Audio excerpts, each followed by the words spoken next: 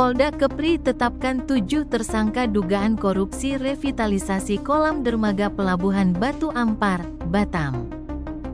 7 orang tersangka kasus dugaan korupsi pekerjaan revitalisasi kolam dermaga utara Pelabuhan Batu Ampar yang menggunakan anggaran BLU BP Batam tahun anggaran tahun 2021 sampai tahun 2023. Dari 7 tersangka, 1 orang diantaranya pegawai negeri sipil, PNS, selaku PPK dalam proyek tersebut. Sedangkan 6 lainnya merupakan pihak swasta. Kapolda Kepri, Irjen Pol Asep Safrudin mengatakan penyidik Subdit Tipikor telah melakukan pemeriksaan terhadap 146 saksi dalam kasus ini. Dari hasil perhitungan kerugian negara oleh BPK disimpulkan bahwa terdapat kerugian negara terkait dengan pekerjaan di tahun 2021 sampai tahun 2023 sebanyak 30,6 miliar rupiah yang dikerjakan oleh para tersangka. Kita telah melakukan penahanan terhadap para tersangka dan akan melanjutkan pemeriksaan, melengkapi berkas penyidikan untuk dikirimkan ke Jaksa Penuntut Umum, kata Kapolda Kepri di Mapolda Kepri.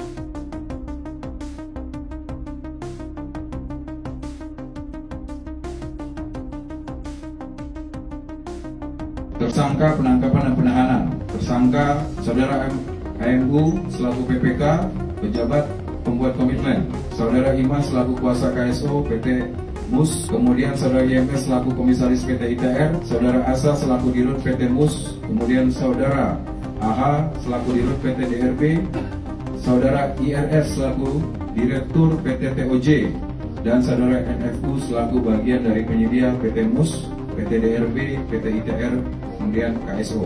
Kemudian terhadap para tersangka telah dilakukan penangkapan di beberapa wilayah, yaitu 4 di Jakarta, 2 di Bali, dan 1 di Batam.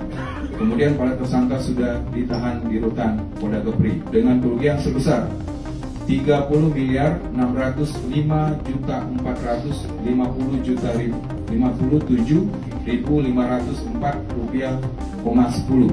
Perkara ini berawal dari pengaduan masyarakat ke Polda Kepri. Selanjutnya dilakukan penyelidikan oleh Subdit 3 Tipikor di Krimsus Polda Kepri mulai bulan Mei 2024.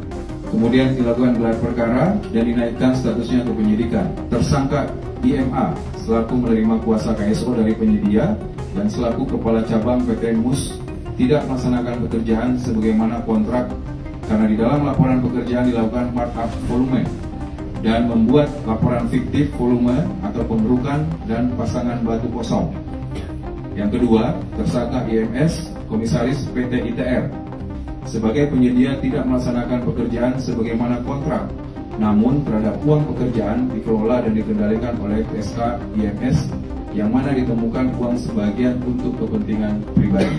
Tersangka ASA, dirut PT MUS, dan tersangka AH, dirut PT DRB, adalah selaku penyedia KSO tidak melaksanakan pekerjaan, hanya menerima fee dari tersangka IMS dengan besaran 1,5% dari nilai kontrak kurang lebih 1 miliar 14 juta rupiah. Tersangka keempat, Saudara AMU selaku PPK tidak mengendalikan kontrak atau pekerjaan sehingga penyedia melakukan markup volume pekerjaan dan volume fiktif dan PPK tidak melakukan adendum terhadap pergantian alat dalam pelaksanaan pekerjaan.